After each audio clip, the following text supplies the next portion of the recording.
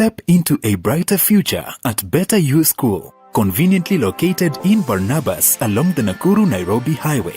We are ready to nurture young minds from playgroup to class 1, providing a foundation for a lifetime of learning in a serene Christian setting.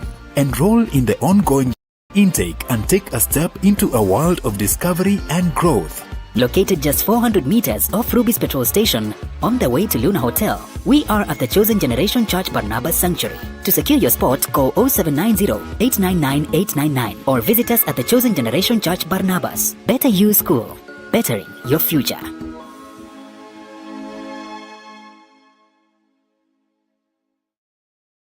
Are you ready to take the next big step in your career?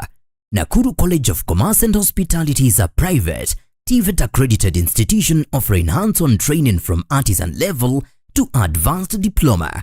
Our intakes run from January to November.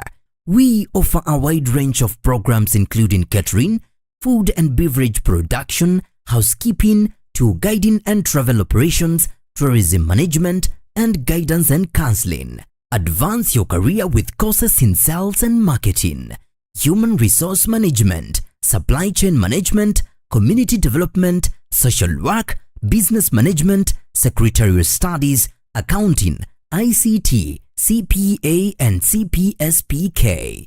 Tap into your creativity and technical skills through fashion and design, hairdressing and beauty therapy, plumbing, electrical and automotive engineering. We also provide impactful short courses in customer care, front office operations, public relations, event management, and additional training in guidance and counseling. Enhance your global reach with our language classes in German, French, English, Swahili, and sign language and interpretation. Our programs are examined by recognized bodies including NEC, ICM, CASNEB, NITA, and KISM. We offer flexible learning options, full-time, part-time, and online classes. Comfortable and affordable accommodation is available for students from outside Nakuru. Visit us today at 2nd and 4th floors of Equator House, Nakuru. Call us on 0727 424 698 or 0721 582 532 or email us info@nakurucollege.ac.ke or apply online at www.nakurucollege.ac.ke. Nakuru College of Commerce and Hospitality, defining culture of professional excellence. Dreams come to life when you own a piece of the future, a place you can proudly call your own. And that dream is now within your reach. Ingenious Land and Properties Limited. Discover our projects, each offering you the opportunity to invest in your future. Piave Baraka Gardens, just 549,000 shillings. Miti Mingi Baraka Gardens, an incredible value at 349,000 shillings. Gilgil Langalanga Gardens, your dream home for only 349,999 shillings. Subukia Baraka Garden, secure your future for just 150,000 shillings. Sunrise Baraka Gardens at only 699,000 shillings. For more information and to reserve your spot, contact us on 0723 777 555.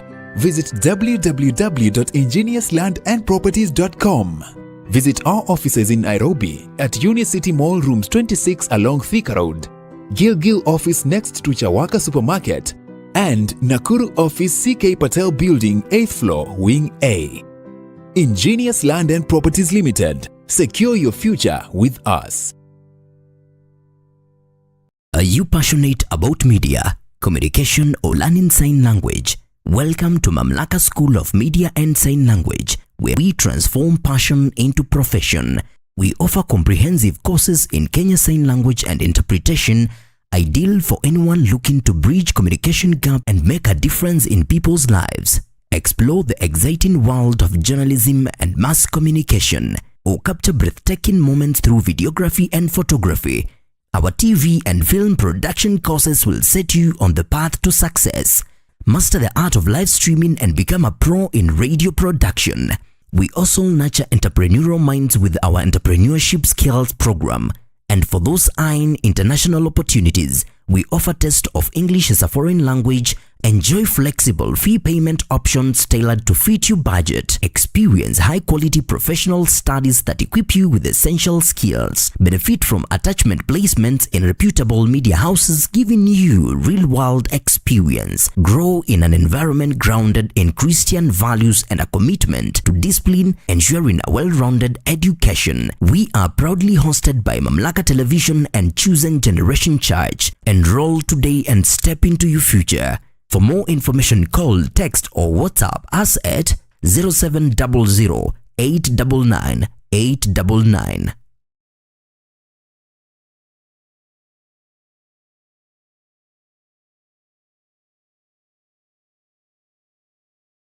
Step into a world of beauty and elegance, where we bring you the latest and trendiest beauty products and equipment that cater to your every need. From luxurious skincare essentials infused with natural African ingredients to a wide array of makeup products that celebrate the diverse beauty of East Africa, we have it all.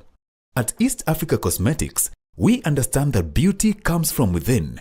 That's why we also offer a hand-picked selection of holistic wellness products to nourish your body and soul. With our state-of-the-art beauty equipment, you can now bring the salon experience to the comfort of your own home. Discover top of the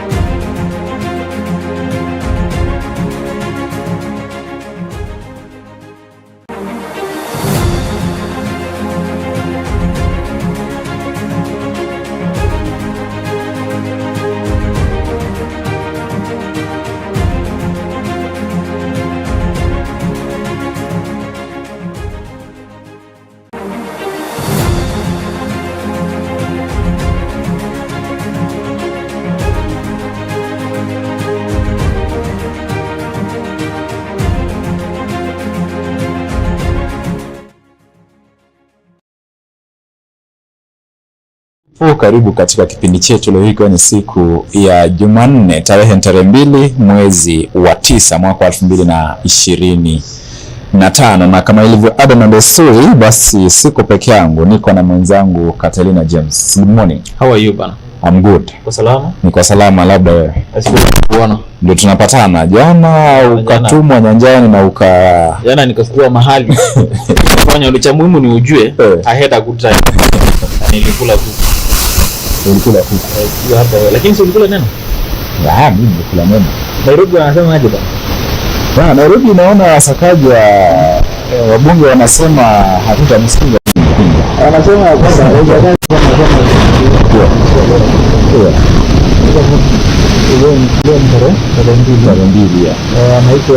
jana anaitwa Absalom Mediam. Anasema Raila anaitwa sana. Na kawaambia waachana na Sakaja. Waachana na Sakaja. Lakini ukweli ni kuwa Sakaja amepora mali ya kaunti kulingana na wabunge. Lakini bado mwaambia waachane na hiyo maneno. Sasa unashangaa surely. Hivyo tunaweza kuwa tuko mahali sasa ambapo kiongozi anaweza sema wachaneni na huyo. Unajua kuna maswali ambayo tunajiuliza. Sakaja alichaguliwa na tikiti ya pale Nairobi. Na wakati ambapo aliingia mamlakani, basi kaweza kuona akawachagua viongozi wengi zaidi kutoka katika chama cha ODM. Licha ya kuwa chama cha ODM kilikuwa na wabunge wengi. Pamoja na MC ambao waliweza kuchakuliwa kutoka tikiti za Azimio. Upande wa Azimio. Sasa alichokifanya Sakaja wakati ambapo alikuwa anateua baadhi ya viongozi, aliangazia sana wale ambao ni wengi katika serikali ya kaunti ya Nairobi. Hii unahisi ya kwamba huenda ikawa ni sababu ambayo Raila anasema kwamba wasimguze. Lakini hivi niulize, kama mtu ameimba mali ya serikali, kama mtu amepora mali ya serikali, jambo mzuri ni haimbichiwe, aende kotini, aulizwe maswali, ama ni mtu mwingine akuja asema wachanani na yeye? Hivi swali kubwa ni kuna mtu wako na haki ya kurumia mali ya umma vibaya na azishiko. Si kwa mara ya moja, si kwa mara ya kwanza na si kwa mara ya pili. Tumekuwa tukisikia lakini hatujui kama ni kweli.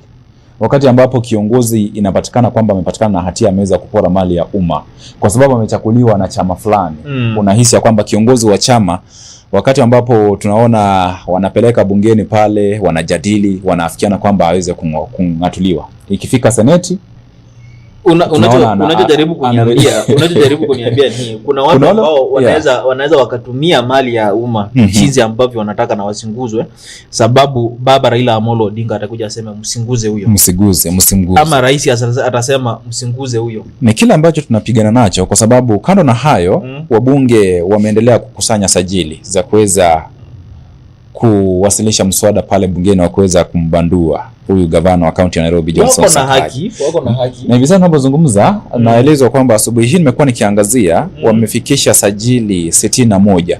Wamepita kiasi ambacho kilikuwa kinahitajika around 41 signatures, lakini kwa sasa basi wameweza kupata sajili zaidi ya 60. Sakaja, see you in the Senate. Ukatane huko tuone utatuambia aje pia. Ni habari ambazo pia tuziangazia kwa sababu naona pia ziko kwenye gazeti la Daily Nation na bila shaka tunaweza kwamba Raila fights to rescue Sakaja. Raila anapigana kuweza kumuokoa Sakaja. Lakini vile umeeleza, je, iwepo mtu amefanya hatia, amejihusisha na uhalifu, akapora mali ya umma, hivi basi kiongozi lazima aweze kujitokeza na kusema kwamba huyu muachaneni, ama lazima tuweze kuona sheria inafuatwa? Hilo ni swala ambalo pia tutakuwa tunalijadili tuweze kujua hasa mambo yako vipi. Mtazamaji, kumbuka unaweza kuwasiliana nasi kupitia mitandao zetu za kijamii, on Facebook Mamlaka Television, on YouTube Mamlaka Television, na pia ukatumia nambari zetu za simu 0721899899. Nambari nyingine ya simu ni 0700899899. Na tunapoendelea na kipindi pia tutakuwa tunahakikisha kwamba tunakueleza kanda za kibiashara, na tuko na Nakuru College of Commerce and Hospitality, Mamlaka School of Media and Sign Language, Nakuru College nimeweza kukutajia pale, na pia Better School, we have East Africa Cosmetics, na pia vile vile tuko na the Apple of Nakuru. Katilina, hapo jana tulikuwa na walimu kutoka pale Nakuru College of Commerce and Hospitality. Watazama pale. Madam Principal. Na ukatuma ujumbe kwamba nisalimie Madam Mudhoni. Principal. Madam Principal Mudhoni. Madam Principal. Anaitwa ni jina nzuri. Nikiwa nasoma ujumbe pale nilikuwa nafikiri unanieleza niweze kumsalimia rafiki yako Mudhoni. Ni principal. Ni principal. Principal mwenyewe. Unajua wewe jua watu. Principal anaitwa principal. Madam Principal. Lucy Mudhoni. Lucy Beni. Na pia akatuambia for the first time alituambia wako na graduation. Graduation itakuwa siku ya Ijumaa. Tarehe 5 mwezi huu. Hema yetu itakuwa? Tumeweza kualikwa. Na pia mimi nilitumiwa barua ya mwaliko. Na kuna uwezekano nitakuwa nahudhuria hafla hiyo siku ya Ijumaa. Hivi wewe utaki kufika pale? Lakini najua utakuwepo. Mimi nitakuwepo. Mimi nitakuwepo. Na nitakuwa hapo nikiwa hatari sana. Nitakuwa hapo kuhakikisha kwamba kila shughuli imeenda salama. Inaenda vyema. Tunapojiandaa kuleta habari, basi ningependa tuweze kuangazia our first advertisement, that is Nakuru College of Commerce and Hospitality. Tukirejea tutakuwa tunaelekea moja kwa moja hadi kwenye gazeti zetu za kidijitali, tuangazie matukio. Are you ready to take the next big step in your career? Nakuru College of Commerce and Hospitality is a private, TVET accredited institution offering hands-on training from artisan level to advanced diploma. Our intakes run from January to November.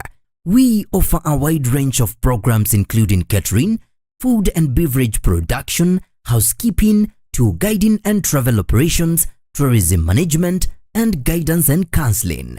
Advance your career with courses in sales and marketing, human resource management, supply chain management, community development, social work, business management, secretarial studies, accounting, ICT, CPA and CPSPK. Tap into your creativity and technical skills through fashion and design, hairdressing and beauty therapy, plumbing, electrical and automotive engineering. We also provide impactful short courses in customer care, front office operations, public relations, event management, and additional training in guidance and counseling. Enhance your global reach with our language classes in German, French, English, Swahili, and sign language and interpretation. Our programs are examined by recognized bodies including NEC, ICM, CASNEB, NITA, and KISM. We offer flexible learning options, full-time, part-time, and online classes. Comfortable and affordable accommodation is available for students from outside Nakuru. Visit us today at 2nd and 4th floors of Equator House, Nakuru. Call us on 0727 424 698 or 0721 582 532. Or email us info@nakurucollege.ac.ke or apply online at www.nakurucollege.ac.ke. Nakuru College of Commerce and Hospitality, defining culture of professional excellence. Naam, karibu tena mtazamaji. Hiyo imekuwa ni kanda ya Nakuru College of Commerce and Hospitality. Ni taasisi ambayo inapatikana katika kaunti ya Nakuru. Ukiwa katikati ya jiji kuu la Nakuru, wanapatikana pale wanapatikana pale Equator House, orofa ya pili na ya 4 next to Electro Bookshop. Unaweza kufika pale na kuweza kuangazia kosi tofauti, mojawapo ikiwa ni tourism, hospitality, pastry and baking, accountancy, fashion and design, sign language and interpretation and other CPA courses. Kwa mengi zaidi basi unaweza kuwasiliana nao kupitia mtandao zao za kijamii na pia vile kuweza kupata maelezo zaidi. Na nimekueleza kwamba Ijumaa hii basi watakuwa na graduation ceremony pale showground. Itakuwa ni tarehe 2 mwezi huu wa 9 kuanzia saa 3 hadi mwendo wa saa 9 jioni. Itakuwa tarehe 5 Ijumaa hii. Naam, tuelekee moja kwa moja kwenye gazeti zetu za kidijitali tujue haswa ni yapi ambayo yanaendelea pale. Na bila shaka nitakuwa naanza na habari kwenye gazeti la The Star. Nawe utakuwa unaangazia habari kwenye gazeti la Taifa Leo. Tuweze kujua haswa mambo yako vipi. Na najaribu kuangazia niweze kuzipata moja kwa moja. Wale jana amepeana a total of 1185 for DCI na akasema ya kwamba hawa sasa ndio wezi. Hawa ndio walichukua pesa zetu na hatukuwa tumewapea. Lakini the truthful man alisema kwamba how can you shut up hospitals that do not exist? Yeah, that is the question. Hilo ni swala ambalo useme siku moja uamuke useme nimefunga hoteli ya Katarina anaanga hoteli. Na Katarina hana hoteli. Umefunga nini hapo? Swali kubwa hata ni hii pesa mlipeana. Ulipeana vipi? So kwanza mlipeana alafu ngajua hii si hospitali. Si hospitali. Funny. Lakini akatuweza kwamba fedha hizo watakuwa nahakikisha kwamba zinarejeshwa. Lakini upande wa viongozi kwa mlango gani? Zitarejeshwa jinsi walivyotuma basi watafinya reverse. Watafinya reverse. Wangekuwa wamefanya hivyo wanya story mingi. Lakini sasa maswali nayo yanazidi kuibuliwa. Wacha nikwambie kitu. Unajua viongozi tafadhali tuheshimianeni tuache kukaa ni kama sisi mwache kutufanya ni kama sisi ni wajinga. We all know all these things how they work. Na kuna baadhi ya viongozi wanashinikiza kwamba aweze kujiuzuru ama atolewe mamlakani. Nahisi ya kwamba ana nafasi. Kwa hisia zangu nahisi ya kwamba ana nafasi akiwa kwa sababu ni mambo kadhaa ambayo yanakumba now.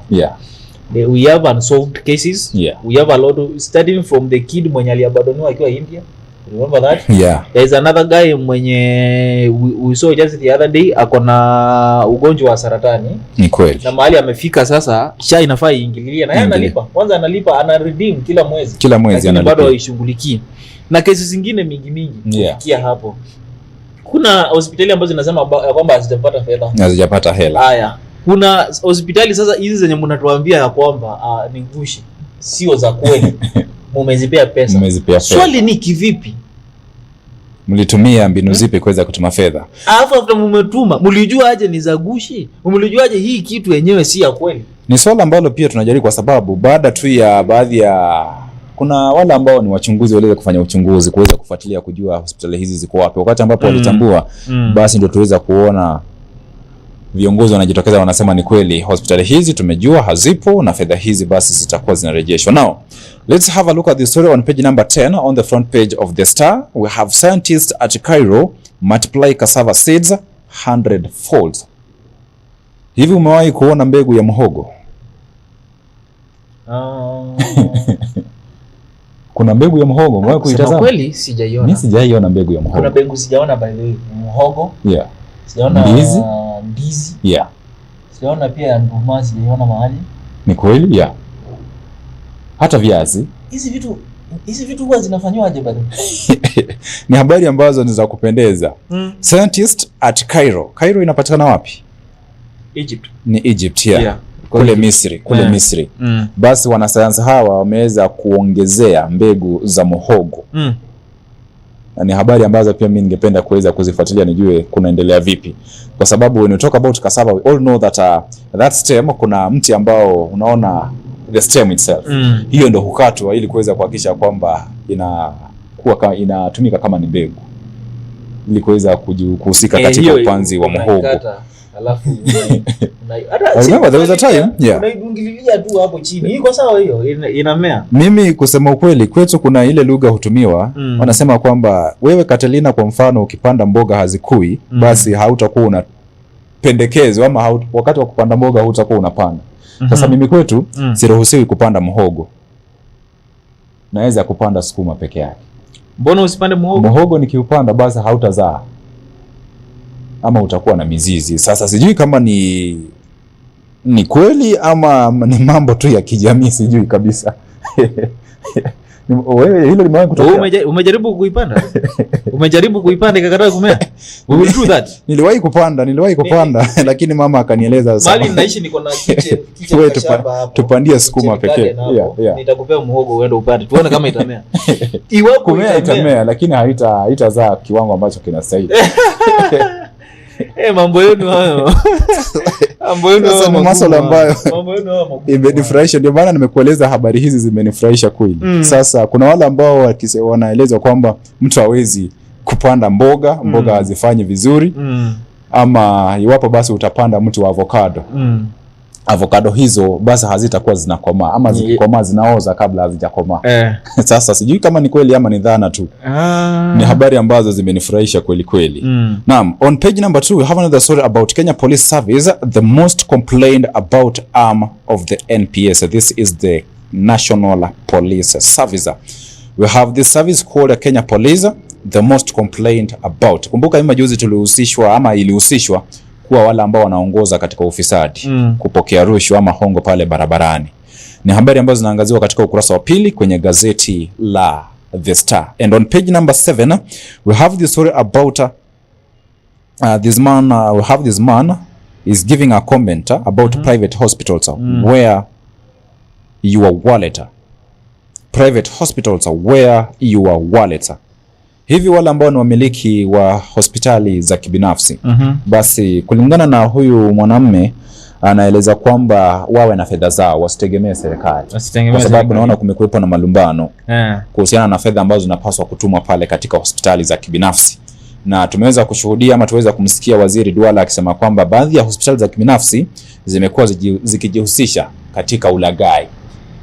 Hivi niulize, wanajaza fomu ambazo wagonjwa hata hawajahudumiwa, wanapeana huduma ambazo hazipo ili waweze kupokea fedha. Hebu niulize hivi. Yeah. Na mimi kuna swali niliuliza. If you have a card, Derek, mtu ana namba yake, si ndio? Naam. Nipoza kwamba ile namba tunapoifeed kwa system inaonyesha so and so ni mwenye hii card. Ni mwenye hii card ya. Nauliza swali simple. Hizi hospitali za kibinafsi wanasema ya kwamba zina lagai. Yeah.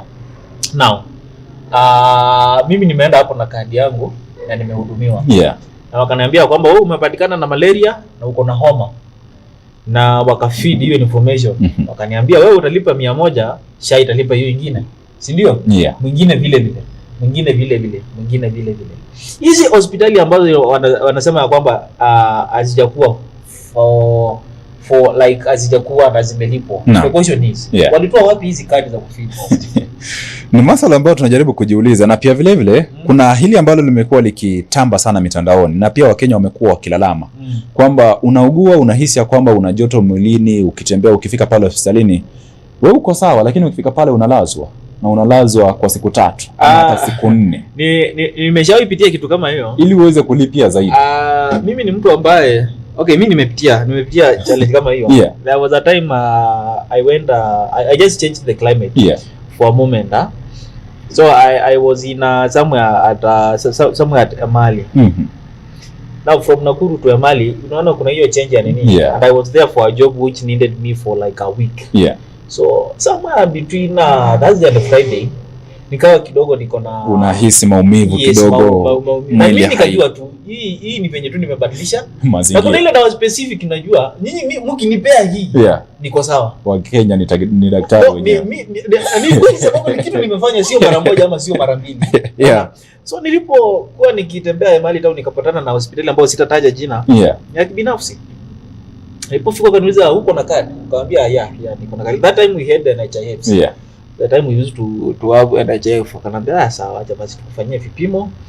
Nikapimwa. Lakini naona tu hizi vitu zingine mnajipima jameni si za kweli. Si za kweli Najua exactly venye nasikia na ninajua ni nini nafanyanga nikisikia hivi. Dakika mwisho akaniambia kipimo utangojea for 8 hours. Meanwhile we have to monitor you closely because it seems fever yako inaendelea ikipanda. Well, we need to determine whether ni malaria ama ni homa. Hivyo itabidi tumekulaza. Sasa hili ni swala ambalo limekuwa likitumika ama ni mbinu ambayo imeibuliwa kwamba madaktari wanatumia mbinu hii kuweza kuhakikisha kwamba wanafyonza fedha za Wakenya. Na ni swala ambalo wanapaswa kuweza kuhakikisha kwamba wanaliacha kwa sababu haitakuwa bora zaidi iwapo utamlaza mgonjwa ambaye si mgonjwa wa kulazwa. Si mgonjwa wa kulazwa. Ni habari ambazo ni za kusikitisha kweli kweli. Naam, kichwa kikuu serikali imegundua kwamba kuna kampuni ambazo zinaendelea kupokea hasara. Na sijui watakuwa wanafanya nini. Ni habari ambazo zinaangaziwa katika ukurasa wa 4 na 5. This is the story we are being told that state farms bleed public coffers dry, then parastatals in the red. Most are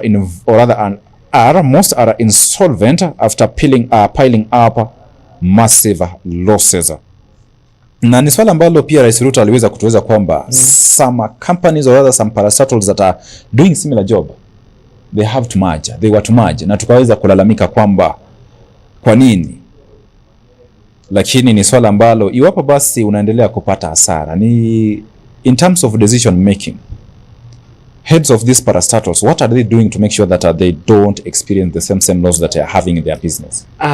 Derek, naamini ya kwamba kama tuseme for example I supply let's say shoes. I want to supply shoes. Na niko na challenge ya kwamba hizi maviatu haziendi. Hata tukiungana hazitaenda. Si ni kweli? Now, this is what it is, Derek. Instead of you telling me now tuungane pamoja so that we can deliver our services easier. The question is, have we solved the problem from the beginning? Why is the business not running as it was running from the beginning? Because if unaniambia tuungana and you have not solved the problem, umetutafutia tu njia mzuri ya kutuunganisha ndio utuue kwa haraka. Unaona? Labda wanajaribu kuokoa hela ambazo mnatumia in terms of capital. It wouldn't change anything. It wouldn't change anything. Because if I was doing a supply, let's say I was doing a supply of 1 million per day. Hata tukiungana my supply remains constant. Sitateremsha nikiwa na supply 500 haitawezekana hivyo. Inamaanisha pia tugawane faida ambayo ni more dangerous. Then again, for example, here we are talking about state-owned parastatals, right? But for example, let's say these are private, or rather you own a business, I own a business, and we decided to merge, or rather we decided that we merge our businesses, and we look for a way to make sure that we make some little amount of coins kuweza kuhakikisha kwamba tunajipatia lishe. Lakini ikiwa ni serikali, do you think the government has a right to merge these parastatals? Now, Derek, the question is, they were working from the beginning, and they were working so very well, and they used to make profit. Now the question is, what exactly happened? Tukafika mahali now they are no longer making profit. Then another concern that are raising the issue of privatization, na tukaweza kulalamika kuhusu kampuni ya mafuta, that is Kenya Pipeline Limited. Ni swala ambalo pia limeibua mjadala. Ni kampuni ambayo inasambaza mafuta kote nchini, na ni swala ambalo pia wengi wameweza kulijadili. Now we have these parastatals in the red. They are making deficits, right? At number 1, or rather the leading parastatal, we have KBC. KBC with 89 billion shillings. You have Ketraco, 16 billion shillings. You have Postbank, 14 billion shillings. Nico, you have the NOCA, 11 billion shillings. Postal Corporation, 7.7 billion shillings. Sony Sugar, 4.9 billion shillings. We have the Rivertex East African Limited at 3.4 billion shillings. We have the KNTC at 3.2 billion shillings. And we have Muhoroni Sugar, 3 billion shillings. Nzoia Sugar Company, 3 billion shillings. You have the Kenya Petroleum Refineries at 2.4 billion shillings. And we also have the new KCC at 1.6 billion shillings. Ni habari ambazo tunaona gazeti la The Star limeweza kuangazia pale. That's all about the front page of The Star. Let's now have a look at the Taifa Leo newspaper. Tukiingia kwa Taifa Leo. Yeah. Story ambayo imepewa kipaumbele ni Sakaja. Sakaja amesukumwa kweli kweli. Na mambo ni kangaja huenda yakaja. Sakaja huenda pale akasukuma kidogo. Yeah. Na Nairobi ina maneno yake. Ni kweli. Nataka kujua Nairobi ina maneno yake, uliza Kidero. Yeah. Nataka kujua Nairobi ina maneno yake. Mike Songo. Yeah. Buvi mwenyewe. Who could have thought Mike Songo atafukuzwa? But let me tell you, Mike Songo was not even impeached. Mike Songo was kicked out of the office. And before I realized, alikuwa anaitwa Kananu. Yeah. Alikuwa already ashakalia kiti. Na ikasemekana now the city imepeana kwa municipal. Yeah. Na hivyo ndo Nairobi imerun for the last heading to the general. Yeah. 2022 general election. Yeah. Polycarp Igathe was given a position of deputy president, deputy governor. Yeah. He said I don't want. Na akaresign. Lakini tunapozungumzia county ya Nairobi, kumbuka county ya Nairobi sio county tu, ni capital city. Is a capital city of the country. Yeah. It has its own pressure. Sasa unapata kwamba let me say it has a lot of challenges because now here is where the government works for. That is one. Yeah. Two, this is the center of everyone wants to prove that I'm doing something. Yeah. Now, the problem Nairobi city comes in at these specific nini. Yeah. In this kind of a city, we receive a lot of people. Now imagine one day we are receiving an international guest, na hiyo siku ndo kumeamua kunyesha, na hiyo siku ndo drainage imeamua tukuaje. Imeamua kute. Sijui kama unaona that kind of a scenario. Yeah. What makes you to survive that? Imagine the kind of Nairobi we are talking about. You are given money. Sometimes they are not even enough. Yeah. Because Nairobi demands a lot. Nairobi demands a lot and a lot and a lot. And everyone in Nairobi ni mjanja. You know, in Nairobi hakuna ushago. Ni kweli. Hakuna mahali utaenda upewa mama leso Nairobi. They don't want leso in Nairobi. Lakini wapo upewa. They don't want jiko ya makaa Nairobi. They don't want kuku Nairobi. You have to give them something tangible, something which makes sense. George anaulizia kama walipewa mashine ya kutengeneza chapati. Hiyo ilikuwa story za jaba nazo. Chapati ni za nini tena? Sasa kile ambacho tunazungumzia kaunti ya Nairobi. Hii ni kaunti ambayo pia inategemewa pakubwa katika ukusanyaji wa kodi. Na kuna kaunti ambazo pia zinategemea fedha ambazo zinatoka pale Nairobi kupitia njia ya kukusanya kodi ili kuweza kuhakikisha kama pia nao wanaweza kujiendeleza kimaendeleo pale. Na katika kaunti ya Nairobi mzozo upo katika uongozi. Na si kwa mara ya kwanza. Hivi majuzi tulikuwa tunazungumzia kuhusiana na kampuni ya umeme. That was Kenya Power Limited. Na pia vile vile tukaweza kuzungumzia kampuni ambayo inasambaza maji katika kaunti ya Nairobi. Unakumbuka wakati ambapo walitupataka katika jengo la Stima Plaza? Ikawa ni mzozo. How do you do that? Kwa mzozo wa madeni. The way around in the streets of Nairobi ukiokota takataka ukamwage kwa geti ya ofisi fulani. Kwa sababu tumekatiwa umeme. The MCAs are saying that Sakaja has not been associating with them. Yeah. Sakaja has not been listening. Sakaja has never started anything in the name of project ikaisha. That was what they say. They term Sakaja as one man who is not listening and he is seriously misquandering the money of public. Yeah. And that's why we see the story on page number 4 of the Daily Nation. They have highlighted what is happening. How safe are our governors? The other day we heard the case of the Mutai case. Yeah. And we heard the two sides. We heard the MCAs who felt like this man should go. And then we have another MCAs who said, no, this man is very good. Yeah. This man, by the way, is very working. This man is one of the best man. Yeah. And we heard even Amzia there saying, me, by the way, I don't lie. Me, I don't lie. I'm a Christian. I'm from SDA. I don't lie. This man is good. Then, Derek, just before you finish saying you don't lie, you are asked, do you have an Android phone? You say, no. Me, I don't have an Android phone. Before you finish that statement, the man comes and tells you, now, you know what? You are not in any social media, but this is your number. It's in WhatsApp. It's WhatsApp. Now, Derek, how safe is our governor? Yeah. Now, sababu Derek, this MC wanakuja kuambia nataka kufanya hivi. Na unaona hii ni kitu ambao haiwezi. Mimi mpango wangu sio hii. These are not the kind of agendas I gave the people of this county. I don't feel like I need to do what you want. I don't feel like I need to give you any kind of money for you to maintain me. Now, when you say no to them, you know what they do? They go in that honorable house and they sit down and they start structuring and collecting signatures of how they are going to impeach you. You know, wakati ambapo tulikuwa tunazungumzia kesi ya gavana wa kaunti ya Kericho, Eric Mutai. Wakieleza kwamba fedha ambazo ziliweza kutolewa kuweza kufidia familia ambayo iliweza kupoteza wapendo wao katika ajali ya barabarani pale Londiani. Nasema gavana aliondoka na fedha za mazishi. Nitumie in brackets, nitumie in quotes, aliondoka na fedha za mazishi, lakini maseneta hawakumpata na hatia yoyote. Sasa huenda basi haya yote ni shutuma, na kuna yule ambaye alikuwa anasema kwamba unajua Wakenya siku zote wanakuanga na majibu. Kila Mkenya anakuanga, iwapo kuna tatizo litatokea, Wakenya nao wanakuanga na suluhu. Wanasema hao hawakupewa fedha ndio maana wanaamua kumuondoa huyo gavana. Lakini masuala ambayo pia katika awamu ya pili tuna kiongozi ambaye tutakuwa naye tuweze kujua naye ana malengo yapi, anaazimia kuwa gavana wa kaunti ya Nakuru mwaka wa 2027.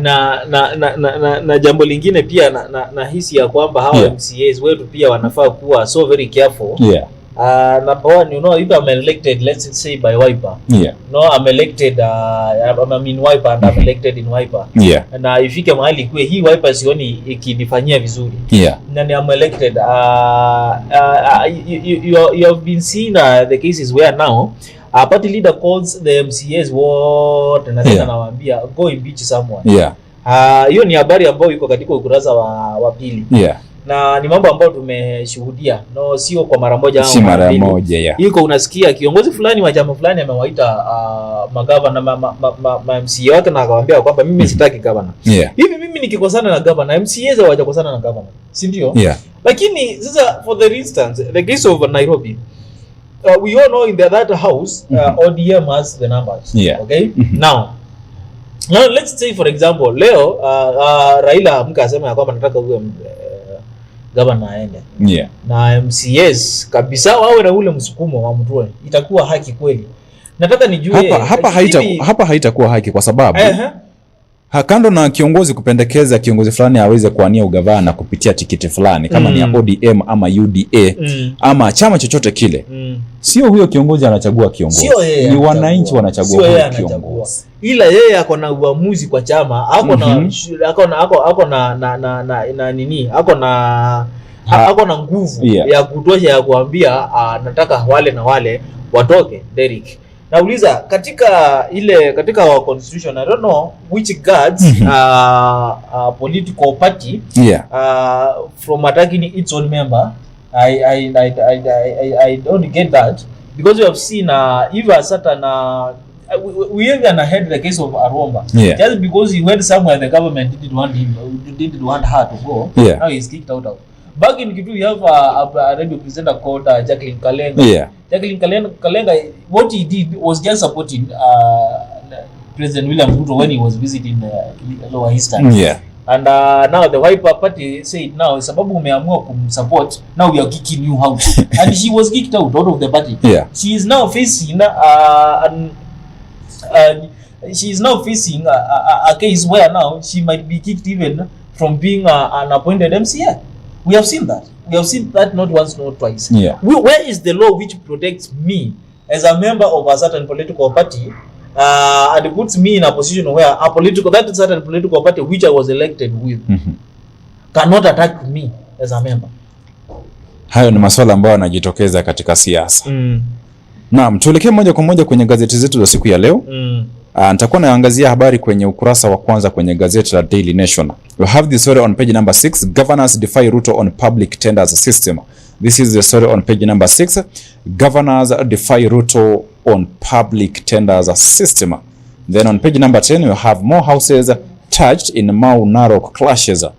Tunaona bado kuna malumbano pale kule katika maeneo ya Mau kule Mau Narok. Kuna habari ambazo zinaangaziwa katika ukurasa wa 10 kwenye gazeti la Daily Nation. And on page number 2 we have the story about entertainment. TikTok gives Kenyan artist new features. The social media giant has launched a tool to help track performance of music on their platform.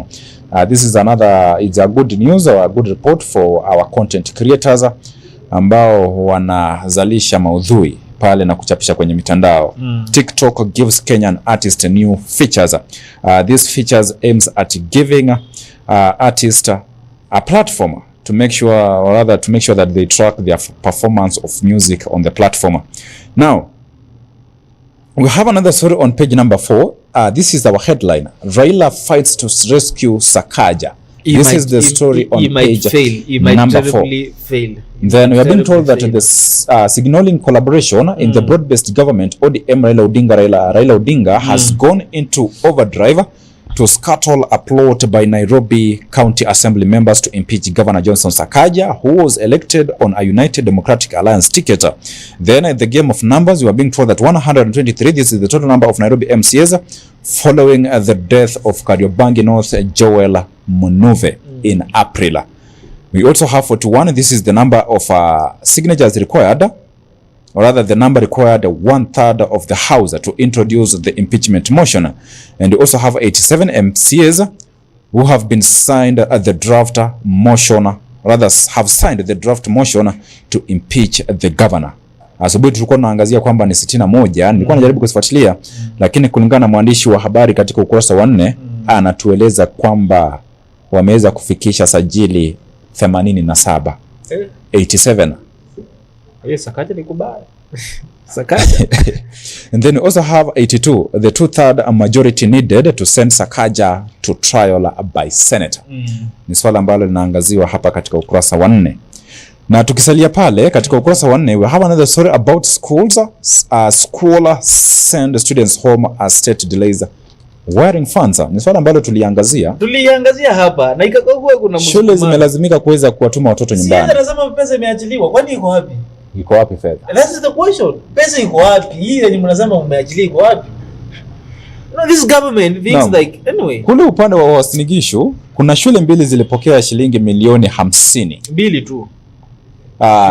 Shule mbili zikapokea shilingi milioni 50. Ni kumaanisha kwamba zilikuwa ni shilingi milioni 100.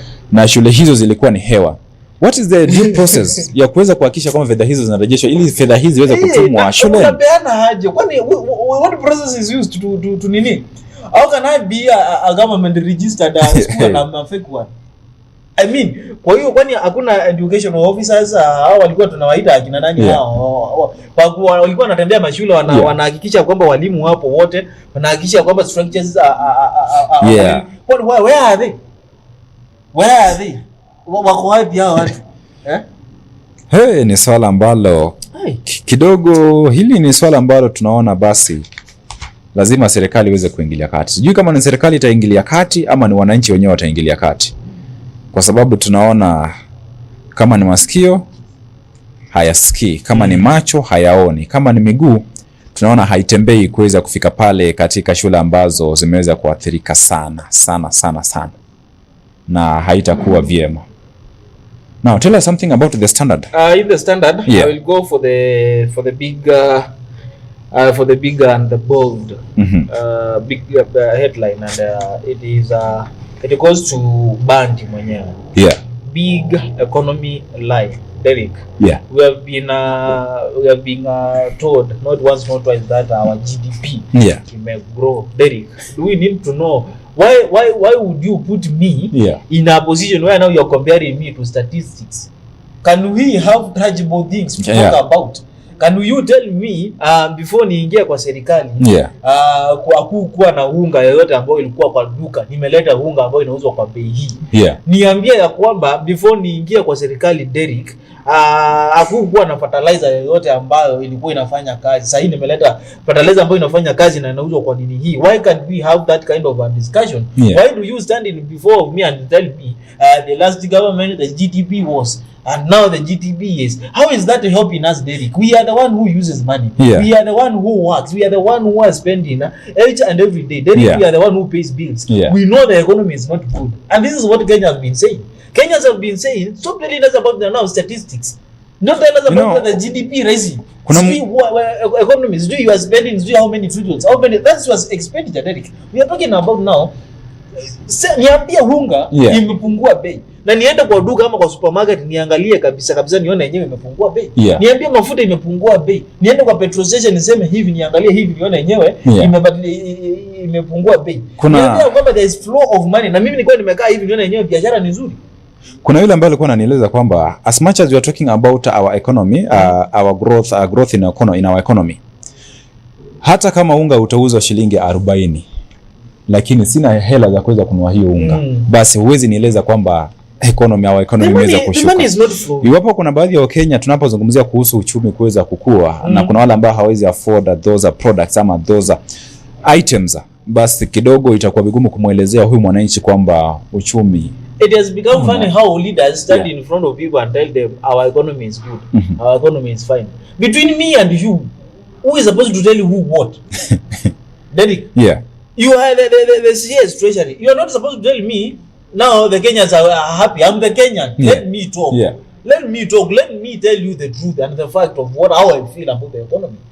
Don't be standing in front of people and telling them now our GDP was and now hizo ni statistics. Sisi wenyewe hatujui ni nini. Literally sisi hata tunataka kujua hizo ni nini.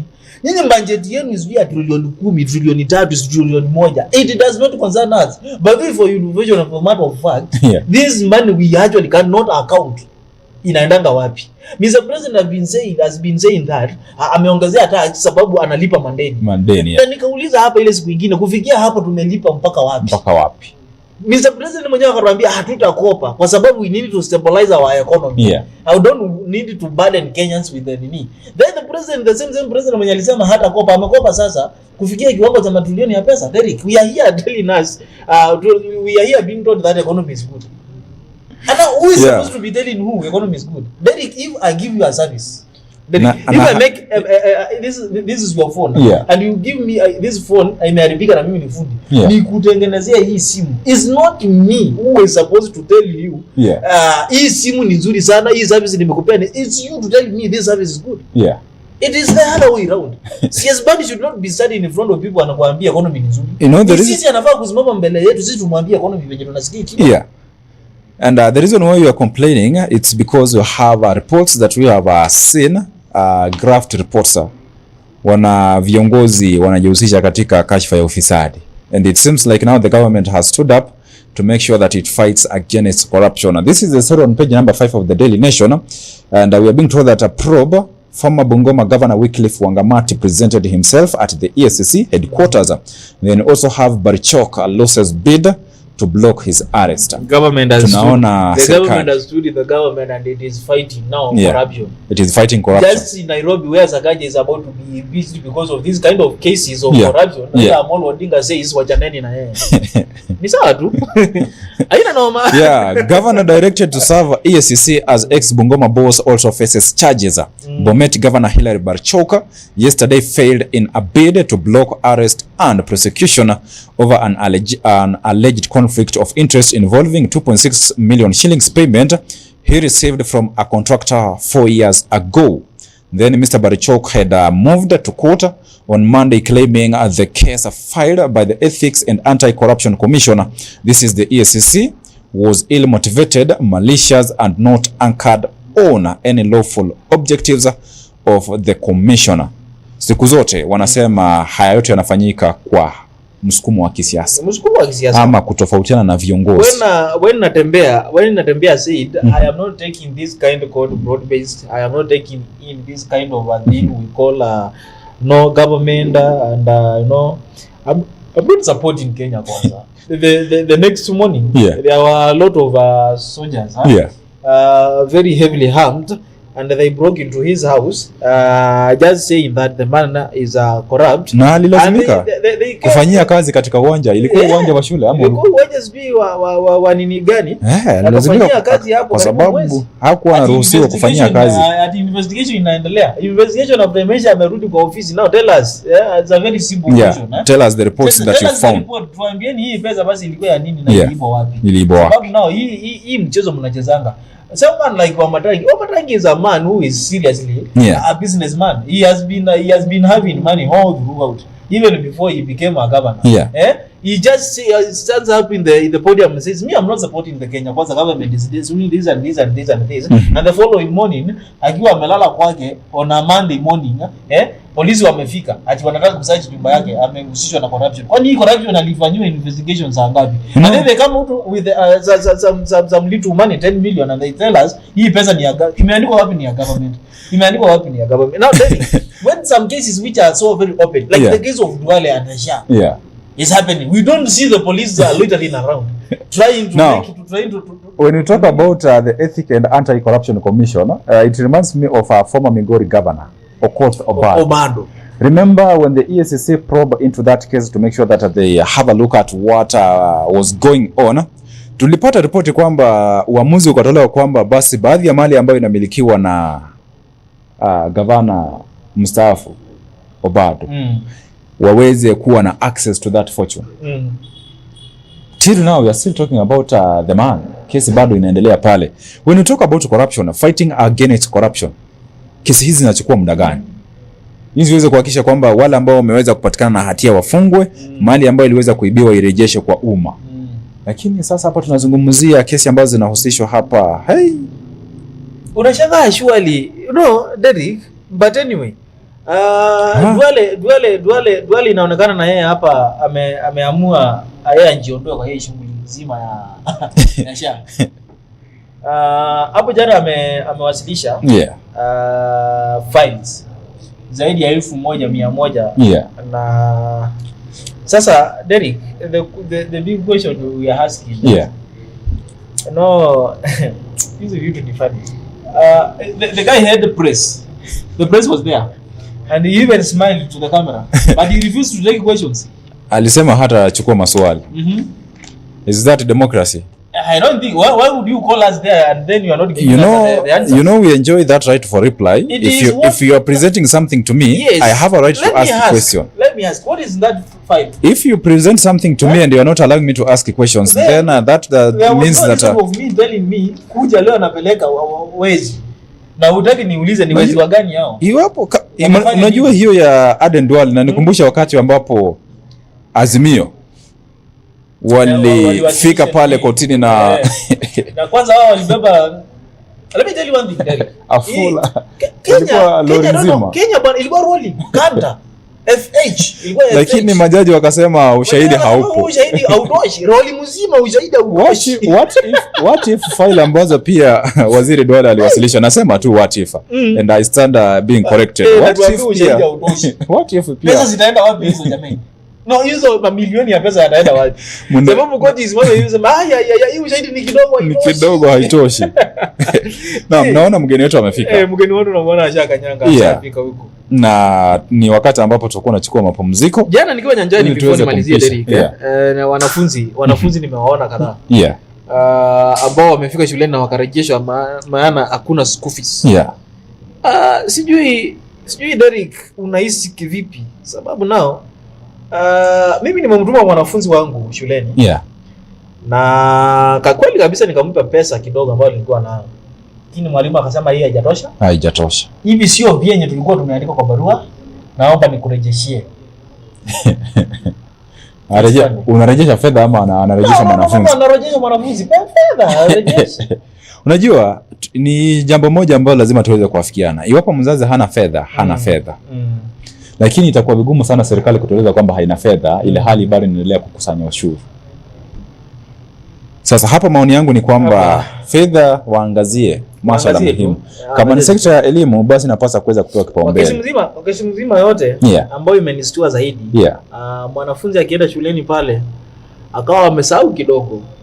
Akawa amebakisha chewing gum 3. Na yeye kabisa alikuwa amesahau, sababu kama angetaka kuingia nazo angezificha. Lakini zilikuwa tu kwa mfuko.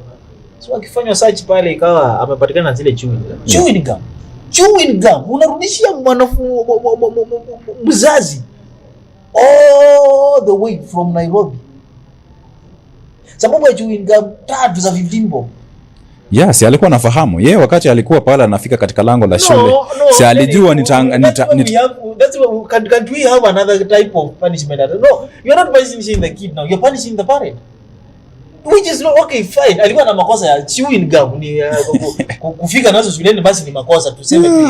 Kuna njia nyingine. Kuna baadhi matukio ambayo tunayashuhudia wakati wanafunzi wanarejea shuleni. Kumbuka, sijui kama ilikuwa ni katika kaunti ya Nakuru. Chewing gum is not a drug. Katika kaunti ya Nakuru, sijui kama ni kabisa ilikuwa ni utakuwa unanieleza, George atakuwa anajaribu kuangazia anieleze. Wanafunzi ambao walifika shuleni wakiwa wamechelewa.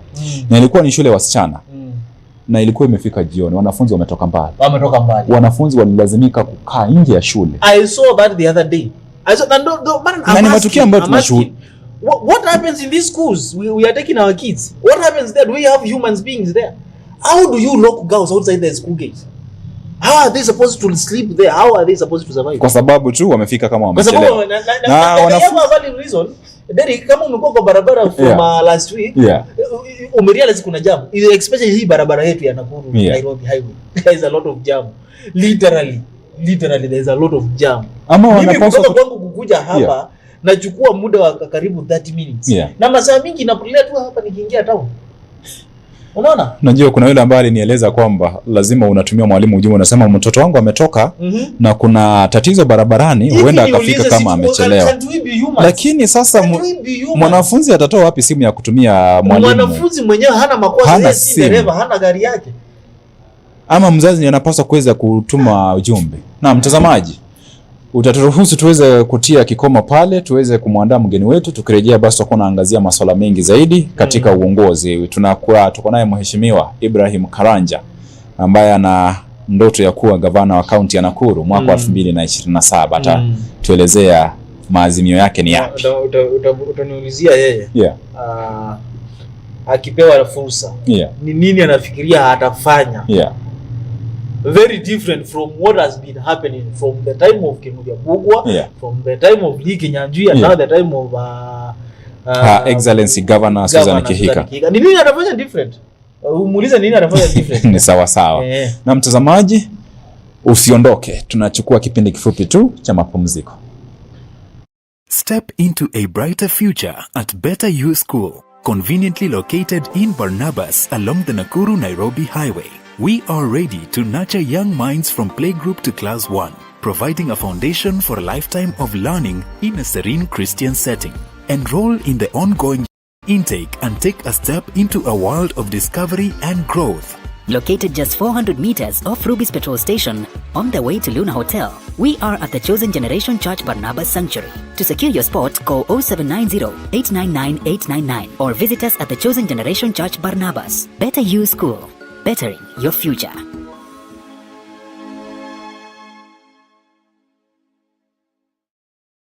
Are you ready to take the next big step in your career? Nakuru College of Commerce and Hospitality is a private, TVET accredited institution offering hands-on training from artisan level to advanced diploma. Our intakes run from January to November. We offer a wide range of programs including catering, food and beverage production, housekeeping, tour guiding and travel operations, tourism management, and guidance and counseling. Advance your career with courses in sales and marketing, human resource management, supply chain management, community development, social work, business management, secretarial studies, accounting, ICT, CPA and CPSPK. Tap into your creativity and technical skills through fashion and design. hairdressing and beauty therapy, plumbing, electrical and automotive engineering. We also provide impactful short courses in customer care, front office operations, public relations, event management, and additional training in guidance and counseling. Enhance your global reach with our language classes in German, French, English, Swahili, and sign language and interpretation. Our programs are examined by recognized bodies including NEC, ICM, CASNEB, NITA, and KISM. We offer flexible learning options, full-time, part-time, and online classes. Comfortable and affordable accommodation is available for students from outside Nakuru. Visit us today at 2nd and 4th floors of Equator House, Nakuru. Call us on 0727 424 698 or 0721 582 532 or email us info@nakurucollege.ac.ke or apply online at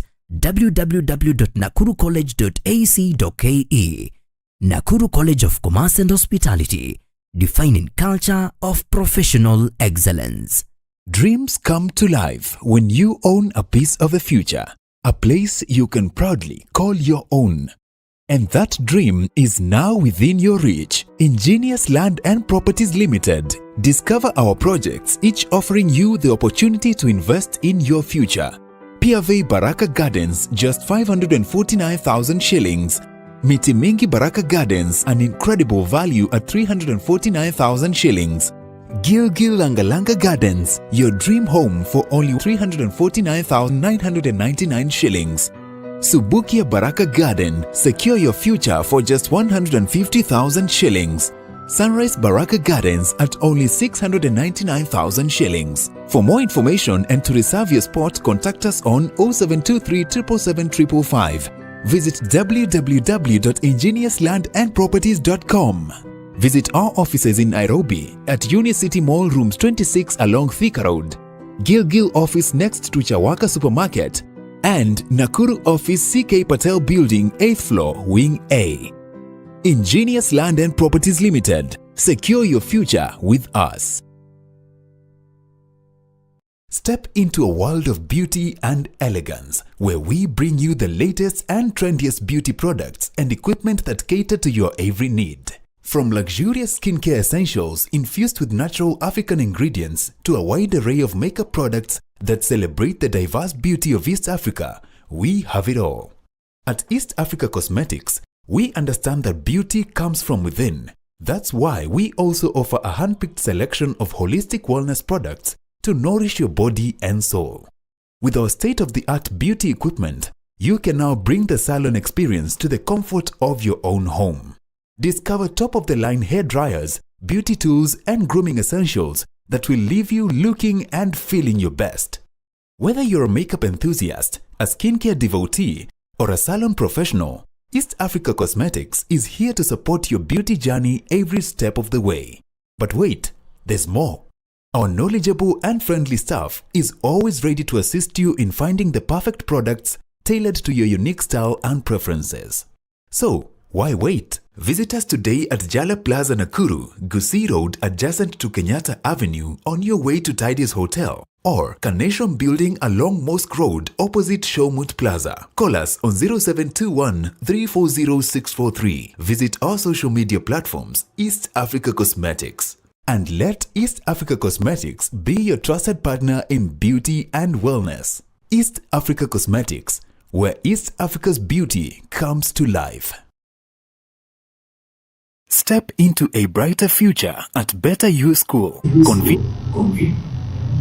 Naam, karibu tena mtazamaji katika awamu yetu ya pili. Bila shaka iwapo ndo unafungulia runinga, this is Mamlaka Breakfast. Ni kipindi ambacho hukujia kila siku ya wiki kuanzia Jumatatu hadi siku ya Ijumaa, masaa mawili kuanzia saa 2 hadi saa 4. Katika kipindi hiki tunajifunza, tunajijuza na pia tunajiburudisha. Na katika sekta ya kujifunza na kujielimisha hii leo basi tunaangazia masuala kuhusu uongozi, na mgeni wetu ambaye tuko naye katika studio zetu si mwingine bali ni mheshimiwa Ibrahim Karanja, na bila shaka pia ni mwalimu atakuwa anatueleza je, haya ambayo ninazungumzia ni yapi. Anaazimia kuwa gavana wa kaunti ya Nakuru mwaka wa 2027 wakati wa uchaguzi, na bila shaka atakuwa anatueleza ndoto yake ni ipi na ni yapi ambayo ako nayo kwa wakazi wa Nakuru. Na pia vile vile una nafasi ya kuweza kuwasiliana nasi kupitia mitandao zetu za kijamii, on Facebook Mamlaka Television, on YouTube Mamlaka Television, na pia kupitia nambari zetu za simu 0721899899, na pia unaweza kutumia nambari ya simu nyingine 0700899899, na nitakuwa nasoma jumbe zenyu moja kwa moja. Kwa sasa basi ningependa kuweza kumkaribisha mgeni wetu rasmi kabisa tuweze kusikia kutoka kwake pia. Good morning sir. Morning to you, Derek. Uko salama? Niko salama. It's good to have you today. Thank you. Umefika mapema sana, ninashukuru. Unajua kiongozi lazima akuwe a good timekeeper. When you make promises to the people, you must make sure that you fulfill them and fulfill them on time. So by what I have done today, kufika mapema katika show yenu, is an illustration that even the Bible says that when you can be trusted in that little, then God can trust you even in greater things. In greater things, Yes, so that is why nimefika mapema. Mimi sipendi kupoteza wakati. Naam, asante sana. Now tell us, just introduce you as a Honorable Ibrahim Karanja. Who is this man I'm talking about? Ibrahim Karanja is a young man from Nakuru County. Yes. Specifically Elbagon, Upper Molo constituency. Yes. We call Elbagon Warufaga in a good language. Warufaga kwa sababu we have a lot of potato farming there. I am a young man, a Kenyan who is looking forward to make a contribution to the leadership of our county and our country in general. I am a citizen of this country who loves this country. And I am a firm believer of good leadership in Kenya. Yes. I am a firm believer that our country is going places. And I am a firm believer that we can do better as a country. Yes. And last time during the 2022 general election, during the campaign period, you were seen all over trying to reach out to the people. Now this is now the second time, right? Yes. You are not giving up. What is that thing that is still inspiring you to vie for that political seat that is Nakuru gubernatorial seat?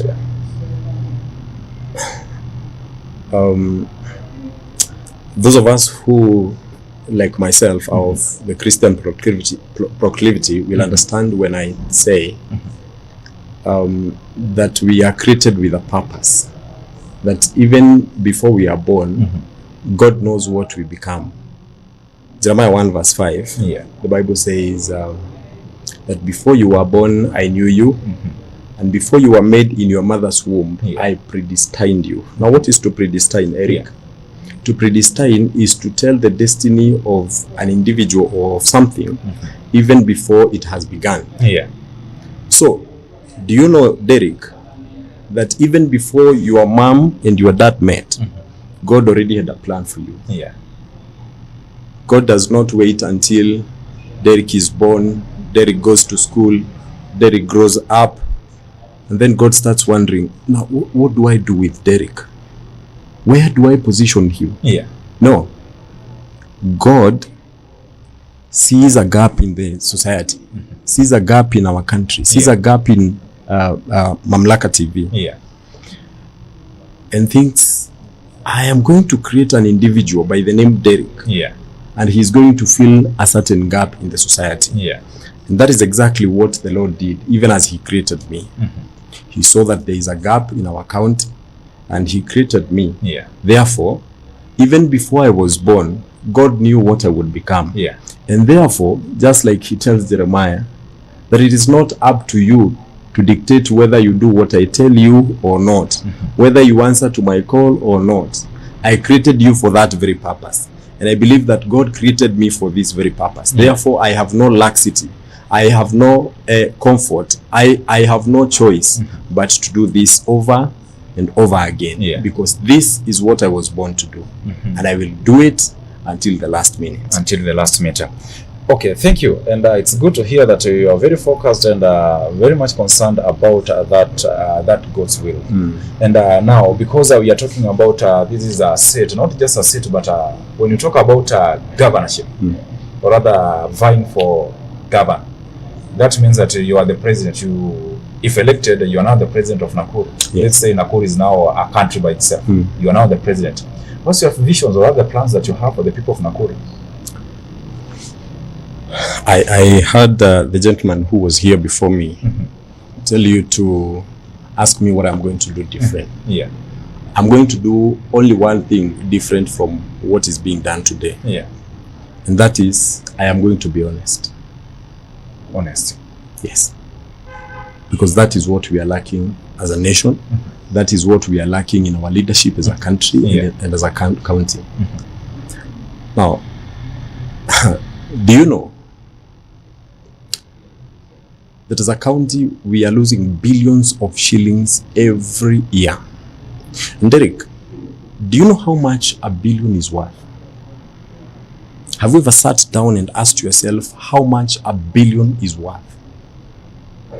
Derek, if I gave you 1 billion shillings today, did you know that you would spend 10,000 every single day for 273 years to finish 1 billion? To finish 1 billion shillings. 1 billion.